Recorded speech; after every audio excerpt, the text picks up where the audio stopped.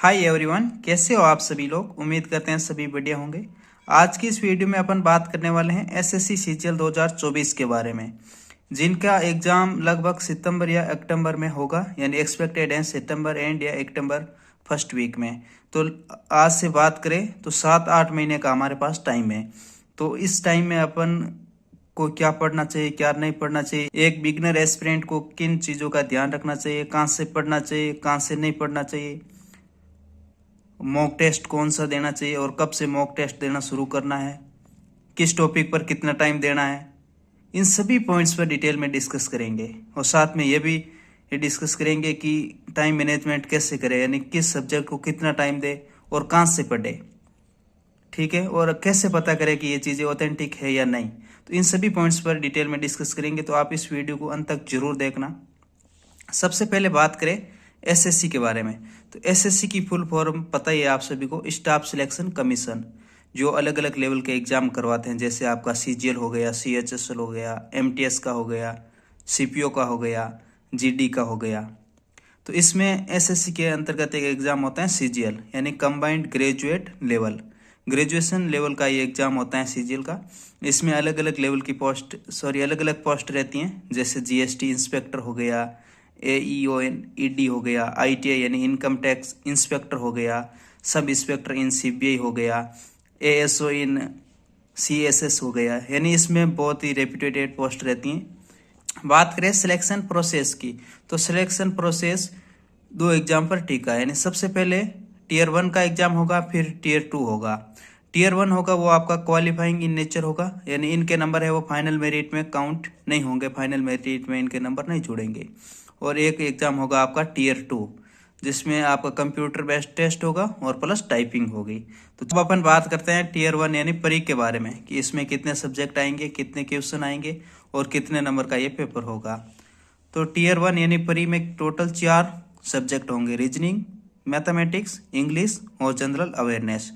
चारों सेक्शन से यानी 25-25 क्वेश्चन होंगे, 50-50 नंबर के चारों सब्जेक्ट होंगे। टोटल 100 क्वेश्चन आपसे पूछे जाएंगे और टोटल 200 नंबर का ये पेपर होगा, यानी पर क्वेश्चन 2 मार्क्स का होगा और टाइम मिलेगा आपको 1 और का। नेगेटिव मार्किंग की बात करें तो 0.5 मार्क्स आपकी नेगेटिव मार्किंग रहेगी, यानी 1/4 नेगेटिव मार्किंग रहेगी, ठीक है। अब बात करें टारगेट, यानी अपन टीयर 1 में कितने का टारगेट लेकर चले कि सेफ साइड पर रहे और हमारा टीयर 1 है वो फर्स्ट अटेम्प्ट में ही निकल जाए। तो हमें मिनिमम टारगेट 160 प्लस तो लेकर ही चलना है, क्योंकि आप देख सकते हो पिछली बार की कट ऑफ देखे तो भी 150 की अप्रोक्स कट ऑफ गई है यूआर कैटेगरी की। इसमें नॉर्मलाइजेशन के आफ्टर है, मतलब 5-6 नंबर आप इसमें कट कर सकते हो। On and average 4-5 number normalization में बढ़ते हैं।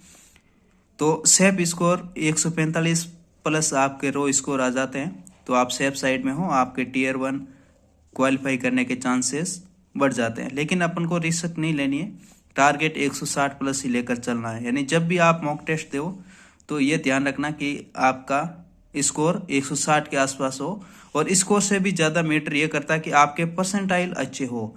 लगभग 90 से 95 परसेंटाइल के बीच आपके परसेंटाइल आ रहे हैं या 95 प्लस आ रहे हैं, तब तो बस वेरी गुड है, बहुत अच्छा है। लेकिन 90 से 95 परसेंटाइल के बीच आपके परसेंटाइल वेरी कर रहे हैं या इतने आ रहे हैं, तो आप सेफ साइड हो, आपके टीयर 1 क्वालिफाई करने के चांस अच्छे हैं, आप टीयर 1 इजीली क्वालिफाई कर लोगे। ये आप देख सकते हो, जैसा कि tier 1 is qualifying in nature, यानी टीयर 1 के नंबर है वो फाइनल मेरिट में काउंट नहीं होंगे। ये बस अपन को क्लियर करना है। जैसे मान लो 7000 की वैकेंसी आई है, तो टीयर 1 में टोटल कितने लड़के पास करेंगे? 70,000, यानी 10 टाइम वैकेंसी के 10 टाइम्स कैंडिडेट को टीयर 1 में क्वालिफाई करके टीयर 2 में भेजा जाता है। यानी 7000 वैकेंसी है तो 70,000 लड़कों को टीयर 2 में बिठाएंगे, और ये बस इनके जो भी टीयर 1 के मार्क्स हैं वो काउंट नहीं होंगे। बात करें टीयर 2 की,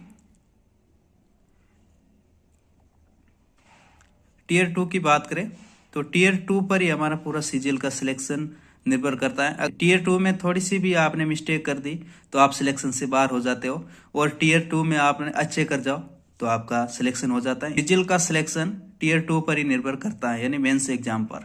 तो इसमें टोटल 4 सब्जेक्ट आते हैं, जो परी में आते हैं वही सब्जेक्ट मेंस में आते हैं, लेकिन इनके वेटेज थोड़ा थोड़ा बढ़ जाता है, क्वेश्चन की संख्या भी बढ़ जाती है। जैसे इसमें 2 सेक्शन रहता है, सेक्शन फर्स्ट और सेक्शन सेकेंड। सेक्शन फर्स्ट में आपका रीजनिंग और मैथ्स आता है, इनमें 30-30 क्वेश्चन रहते हैं दोनों में। टोटल क्वेश्चन आएंगे आपके 60 क्वेश्चन और दोनों ही 90-90 मार्क्स का होगा, यानी टोटल मार्क्स आपका 180 होगा और 1 घंटे का समय मिलेगा। यानी जैसे आप टीयर 2 यानी मेंस का एग्जाम देने बैठोगे तो सबसे पहले आपका सेक्शन खुलेगा, उसमें रीजनिंग और मैथ्स के क्वेश्चन आएंगे, दोनों के 30-30 क्वेश्चन आएंगे, 60 क्वेश्चन टोटल आएंगे और 180 मार्क्स का ये पेपर होगा और 1 घंटे का टाइम मिलेगा। जैसे ही 1 घंटा कंप्लीट होता है तो आपका नेक्स्ट सेक्शन ऑटोमेटिक खुल जाएगा, जिसमें इंग्लिश और जीके के क्वेश्चन आएंगे। इंग्लिश के 45 क्वेश्चन रहते हैं और जीके के क्वेश्चन रहते हैं आपके 25। यानी सेकेंड सेक्शन में आपका यानी मॉड्यूल सेकेंड रहता है, उसमें 70 क्वेश्चन टोटल आते हैं। पर क्वेश्चन 3 मार्क्स का होता है, ये अपन को पता है, तो ये हो गया 210 मार्क्स का, और इसमें भी 1 और का टाइम मिलता है। नेगेटिव मार्किंग की बात करें तो इसमें 1/3 नेगेटिव मार्किंग रहती है, यानी हमारा एक क्वेश्चन 3 मार्क्स का हो गया और नेगेटिव मार्किंग हो गई -1, जबकि परी में नेगेटिव मार्किंग थी 1/4।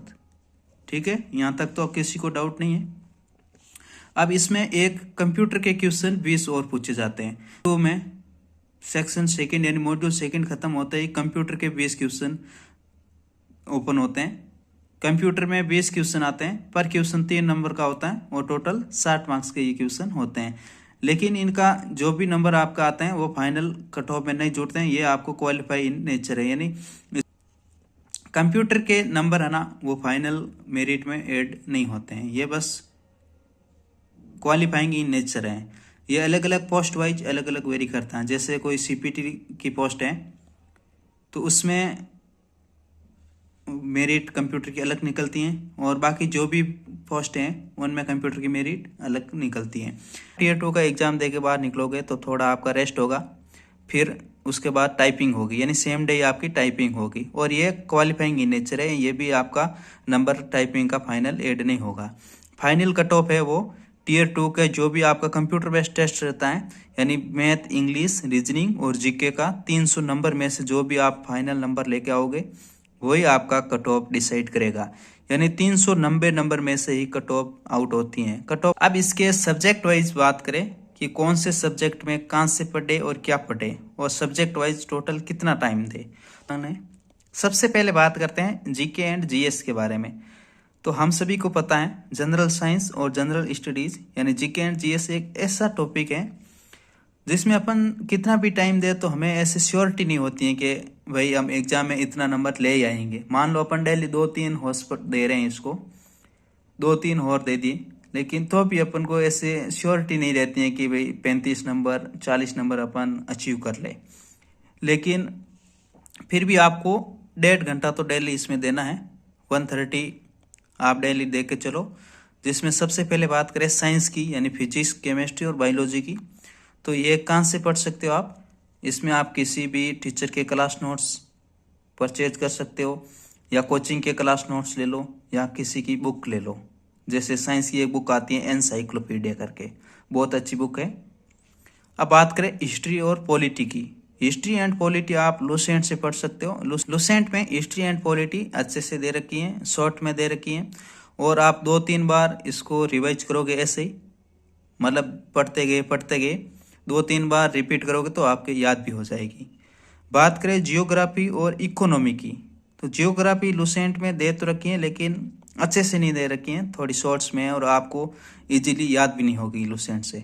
तो इसके लिए आप सेम जो साइंस के जैसे क्लास नोट्स या बुक्स ले रखे हो, ऐसे ही जियोग्राफी और इकोनॉमी के लिए आप किसी के क्लास नोट्स ले लो, या कोचिंग के क्लास नोट्स ले लो, या इसके अलावा आप किसी की बुक्स ले सकते हो, बुक से पढ़ सकते। करंट अफेयर्स की बात करें तो ये अपने अनुसार किसी भी टीचर से आप पढ़ सकते हो, मैगजीन से पढ़ सकते हो, यूट्यूब से पढ़ सकते हो, मतलब आप अपने अनुसार कहीं से पढ़ सकते हो करंट अफेयर्स। ये ध्यान रखना बस मिनिमम 6 से 8 महीने के तो करंट अफेयर आपको कवर करके ही जाने। जैसे अपन का एग्जाम होगा वो सितंबर में होगा, सितंबर एंड में है। तो आप जैसे 2024 सितंबर में एग्जाम है, तो 2024 के तो आप कंप्लीट पढ़ के ही जाओ। इतना तो करंट अफेयर आपको करना ही है, बाकी करो तो वो आपके ऊपर है, लेकिन इतना तो कम से कम करना ही है।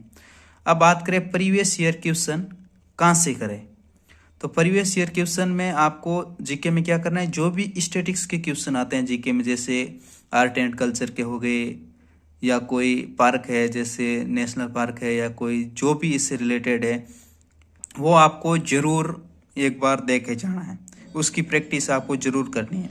प्लस सेक्शनल मॉक भी आपको देना है, एक सेक्शनल मॉक तो आपको देना ही देना है। जैसे ही मतलब वीकेंड में एक सेक्शनल मॉक तो आपको देना ही देना है।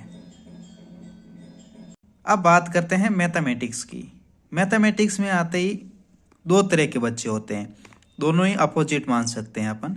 एक ऐसे बच्चे जो मैथमेटिक्स में इंटेलिजेंट है, चीज़ों को आसानी से समझ सकते हैं, और एक वो बच्चे होते हैं जिनकी मैथ ठीक ठाक है या थोड़ी लो है, एवरेज से भी कम है, तो उनको 3 से 3.5 घंटे टाइम देना होगा। और एक बच्चे जिनकी मैथ अच्छी है वो 1 से 1.5 घंटे टाइम देकर भी इसको कर लेते हैं। तो अब अपन बात करते हैं इसमें मैथमेटिक्स में जो कमज़ोर बच्चे होते हैं, बिलो एवरेज स्टूडेंट की, तो उनको कम से कम 3.5 घंटे टाइम मैथ को देना ही होगा। इससे कम टाइम देने में से आपका काम नहीं होगा, क्योंकि अभी हमारे पास टाइम बहुत कम बचा है, लगभग 7 महीने का टाइम बचा है, और मैथ का सिलेबस की काफ़ी बड़ा है। तो आप 1 से 1.5 घंटे टाइम देकर इसको नहीं कर सकते हो अगर आप बिलो एवरेज हो। अगर आप अबव एवरेज हो, आपकी चीज़ें आसानी से समझ में आ जाती हैं, तो आप 1.5 से 2 घंटे या 1 से 1.5 घंटे टाइम देकर भी समझ सकते हो, क्लियर कर सकते हो। लेकिन अपन बात करते हैं बिलो एवरेज की, तो उनको डेली 3.5 घंटे का टाइम देना है। बात करते हैं मैथमेटिक्स में 2 पार्ट होते हैं, जैसे अर्थमेटिक मैथमेटिक्स हो गई और एक होती हैं एडवांस। तो अपन इन दोनों के बारे में डिटेल से बात करते हैं, अर्थमेटिक प्लस एडवांस। तो इसमें कुछ बच्चे ऐसे होते हैं जो सेल्फ पढ़ना चाहते हैं या सेल्फ भी कर लेंगे। इसमें अब कुछ बच्चे तो सेल्फ पढ़ लेंगे और कुछ होते हैं पेड कोर्स वाले। तो अब अपन दोनों के बारे में बात करते हैं, सेल्फ किन को पढ़ना चाहिए और पेड कोर्स किन को लेना चाहिए। जिनको लगता है कि मैं आसानी से समझ लूँगा, यानी जिनकी मैथ एवरेज से थोड़ी अच्छी है, अबव एवरेज है, वो सेल्फ पढ़ सकते हैं, किसी टीचर के क्लास नोट्स वगैरह ले सकते हैं। और जिनकी मैथमेटिक्स यानी बिलो एवरेज है, एवरेज से भी कम है, और चीज़ें समझने में टाइम भी लगता है उनको, आसानी से वो समझ नहीं सकते हैं, तो वो किसी टीचर का पेड कोर्स फॉलो कर सकते हैं। तो सबसे पहले बात करते हैं सेल्फ के बारे में, कि सेल्फ अपन मैथ पढ़े तो उनके लिए सोर्स क्या रहने वाले, कहाँ से पढ़े। तो एसएससी के लिए सबसे बढ़िया है राकेश यादव सर के क्लास नोट्स, या कोचिंग के नोट्स ले लो राकेश यादव सर के, या किसी अदर कोचिंग के जो भी नोट्स आते हैं वो ले लो, या आप यूट्यूब को फॉलो कर सकते हो। मेरा तो यही मानना है कि राकेश यादव सर के क्लास नोट्स आते हैं, आप किसी भी बुक डिपो पर जाओगे तो इजीली अवेलेबल भी हो जाते हैं, और ये एसएससी के लिए बहुत अच्छे भी हैं। अब बात करें कि इनको कैसे पढ़ना है। जैसे मान लो राकेश यादव सर के कोचिंग नोट्स ले लिए, यानी क्लास नोट्स परचेज कर लिए, लेकिन इनको कैसे पढ़े। तो सबसे पहले उनमें जो भी थ्योरी दे रखी है, थ्योरी को पढ़ना, फिर उस क्लास नोट्स में जो भी क्वेश्चन दे रखे हैं वो क्वेश्चन प्रैक्टिस करने, और फिर लास्ट में प्रीवियस ईयर क्वेश्चन प्रैक्टिस करने। यानी अपन को ईजी लेवल से हार्ड लेवल तक जाना है। सबसे पहले जैसे मान लो आप परसेंटेज पढ़ रहे हो, तो सबसे पहले परसेंटेज का जो भी बेसिक्स है, फॉर्मूले हैं, वो पढ़ो। फिर उस परसेंटेज के जो भी क्वेश्चन दे रखे हैं कोचिंग नोट्स के या क्लास नोट्स में, उनको प्रैक्टिस करो। फिर परसेंटेज से रिलेटेड जो भी प्रीवियस ईयर में क्वेश्चन आए हैं उनको प्रैक्टिस करो। यानी इजी से हार्ड लेवल में जाना है आपको, और चैप्टर वाइज मॉक जरूर देना है। ये चीज़ आपको ध्यान रखनी है। जैसे ही मान लो आपने परसेंटेज कंप्लीट किया तो परसेंटेज का कंप्लीट मॉक लगाना। जैसे मान लो प्रॉफिट एंड लॉस कंप्लीट किया, पढ़ लिया, तो उसका भी मॉक लगाना है। यानी चैप्टर मॉक भी लगाना है, और प्रीवियस ईयर क्वेश्चन तो प्रैक्टिस करना ही है। अब बात करें बिगनर्स के बारे में, तो मेरा यह मानना है कि उनको कोचिंग ले लेनी चाहिए। अभी 7 से 8 महीने हमारे पास बचे हैं, लगभग 7 महीने अपन मान सकते हैं। उनको कोचिंग ले लेनी चाहिए, या किसी टीचर के पेड कोर्स को वो ले सकते हैं, लाइव या वीडियो। मेरा तो यही मानना है कि अभी 7 महीने हैं तो वो वीडियो कोर्स ले सकते हैं किसी भी टीचर का। वीडियो कोर्स में क्या रहता है कि आप जैसे ही कोर्स को परचेज करोगे तो उससे जैसे ही कोर्स को परचेज करोगे तो आपको उस कोर्स का सारा ही वीडियो एक साथ अवेलेबल हो जाता है। लाइव बैच में क्या रहता है कि लाइव बैच में आपको टीचर के अकॉर्डिंग चलना पड़ेगा और यह काफ़ी लंबा भी होता है, 7 से 8 महीने तो कम से कम, और नहीं तो 9 से 10 महीने आपको लग जाते हैं एक लाइव बैच पढ़ने में। वीडियो बैच यानी रिकॉर्डेड बैच लोगे आप तो वो आप अपने अकॉर्डिंग 3 महीने में भी कोर्स को कंप्लीट कर सकते हो, 4 महीने में भी कर सकते हो और 5 मंथ्स भी लग सकते हैं, यानी आप अपने अकॉर्डिंग पढ़ सकते हो। इसमें आप टीचर के इसमें आपको टीचर के ऊपर डिपेंड रहने की जरूरत नहीं है। तो मेरा तो यही कहना है बिगनर स्टूडेंट्स को, अगर वो कोचिंग करना चाहते हैं या पेड कोर्स लेना चाहते हैं, कोचिंग करना चाहते हैं तो बस किसी को पूछने की भी जरूरत नहीं है, आज से एडमिशन ले ले, 7 महीने का टाइम है लगभग, कोचिंग हो जाएगी इजी से। और पेड कोर्स लेना है तो वीडियो कोर्स ले ले यानी रिकॉर्डेड बैच ले ले। अब इसमें वही है, पहले टॉपिक वे पैटर्न वाइज क्वेश्चन प्रैक्टिस करना, थ्योरी पढ़ना, थ्योरी पढ़ने के बाद क्वेश्चन प्रैक्टिस करना और लास्ट में प्रीवियस ईयर क्वेश्चन लगाना। और मैथमेटिक्स में इस बात का जरूर ध्यान रखना कि डेली कैलकुलेशन आपको जरूर करनी है। आप मान लो कितना भी सिलेबस पढ़ के चले जाओ, आपने सिलेबस 3-4 बार कंप्लीट कर लिया, आपने प्रीवियस ईयर भी लगा लिया, लेकिन आपकी कैलकुलेशन अच्छी नहीं है, आपकी स्पीड अच्छी नहीं आ रही, फिर आप एग्जाम में स्टक कर जाओगे, आप टियर 1 पे क्वालिफाई नहीं कर पाओगे। क्योंकि टाइम हमारे पास बहुत कम रहता है, 60 मिनट का समय रहता है और 100 क्वेश्चन आते हैं टियर 1 में, जिसमें 50 क्वेश्चन तो हमें मैथ और रीजनिंग के सॉल्व करने हैं। तो आपको कैलकुलेशन पर जरूर ध्यान रखना है, डेली 15 से 20 मिनट आपको कैलकुलेशन को देना है। और डेढ़ और यानी 130 आप अर्थमेटिक और एडवांस मैथ को दे सकते हो और 15 से 20 मिनट आपको डेली कैलकुलेशन में देना है। ठीक है दोस्तों, अब बात करें इंग्लिश के बारे में। इंग्लिश एक ऐसा सब्जेक्ट है, शुरू में तो आपको थोड़ी परेशानी देगा अगर आपने इंग्लिश पहले नहीं पढ़ रखी है, लेकिन जैसे ही आपने कंप्लीट सिलेबस पढ़ लिया और प्रीवियस ईयर क्वेश्चन लगा लिया तो आपको इंग्लिश बहुत ही आसान लगेगी। इंग्लिश आप अगर इंग्लिश में बिगनर हो, आपने कभी नहीं पढ़ रखा है पहले, तो डेली 230 यानी 2.5 आवर्स डेली दोगे तो बहुत है, वरना 2 घंटे भी इंग्लिश को दे दोगे आप तो बस सफिशियंट है। इतना टाइम इंग्लिश के लिए बहुत है। इंग्लिश में 3 पार्ट होते हैं, आप सभी को पता ही है, एक तो ग्रामर का पोर्शन हो गया, एक वोकेब हो गया और एक रीडिंग कॉम्प्रिहेंशन हो गया। यानी इंग्लिश के 3 पोर्शन हो गए, ग्रामर, वोकेब और रीडिंग। ठीक है, तो अब अपन इन तीनों के बारे में डिटेल से बात करते हैं। सबसे पहले बात करते हैं वोकेब के बारे में। इंग्लिश में सबसे ज्यादा दिक्कत ही वोकेब देती है, आप कितना भी पढ़ लो लेकिन भूल जाते हो, और वोकेब की कोई लिमिट भी नहीं है, मतलब कितना भी पढ़ लो, 5,000 वर्ड याद कर लिए, 10,000 वर्ड याद कर लिए या 15,000 वर्ड याद कर लिए, लेकिन फिर भी आपको ऐसे लगेगा कि मेरी वोकेब कमजोर है, अच्छी नहीं है।